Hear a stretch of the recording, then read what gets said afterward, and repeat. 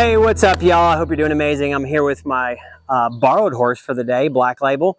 He had kindly volunteered his services to show you guys how we're supposed to put on our latch, our tie down, our bit, all that stuff, and how it works congruently to make a tie down run safely and the right way. First thing we want to do is we want to look at the gear that we have on our horse. Okay, have we got a tie down? Now, 99% of the time, we're going to ride a tie down on our horse. We just want to make sure that when we put our tie down on, it falls right over here over the bridge of the nose. Okay, we don't want it to be too low on the nose. We don't want it to be too high. So I'm going to tell you right now where you want it. So if you look at a horse's nose, the bridge right here is where it always has, there's a little bitty rounded part right there.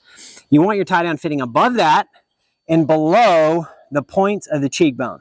Okay, so this tie down should fit firmly in there. It shouldn't have any slop. If your tie down can wiggle up and down and go over the place, you need to get a better fitting one, okay? Or you need to break it in. Sometimes you get one new from a store or somebody makes one for you, and then it's all out of whack.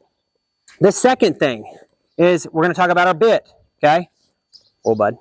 We got our bit here. Now, I'm a big believer in having it up in the horse's mouth, okay? But I don't want it so tight that it's pulling on the corners of the mouth up here. Like, think about it. How comfortable is that?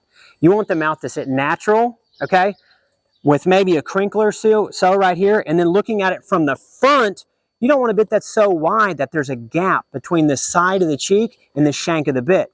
So we want to make sure our bit fits super nice. After that, okay, we want to talk about chin strap. Now, I could shoot another video just on chin straps. You don't want it so loose that the bit can rotate and damage the roof of the mouth, damage the tongue, cut the tongue, damage the bars of the horse's mouth. It's very important that you adjust this properly, okay? And that can be done based on how tight you have your headstall and how tight you do your chin strap. You never want the port in the horse's mouth as it sits in to rotate all the way up and hit the horse's mouth on the roof. If it hits the roof, you could have some big problems in the future. Okay, from there, let's go on to, let's talk about our latch and our neck rope and all this stuff.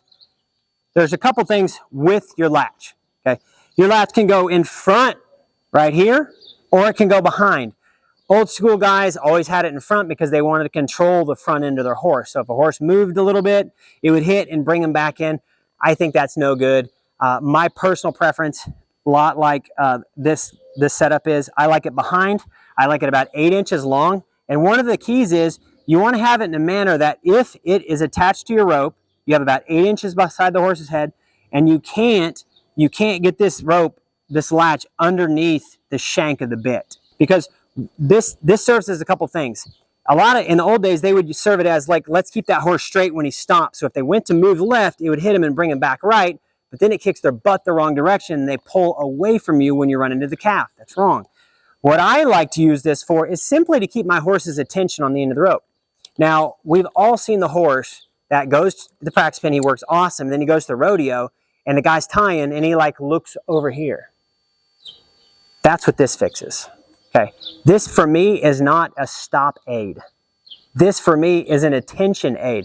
So if that horse starts to move his head here, oh, I hit that rope, oh, I got to pay attention to my guy, okay? That's what this is for.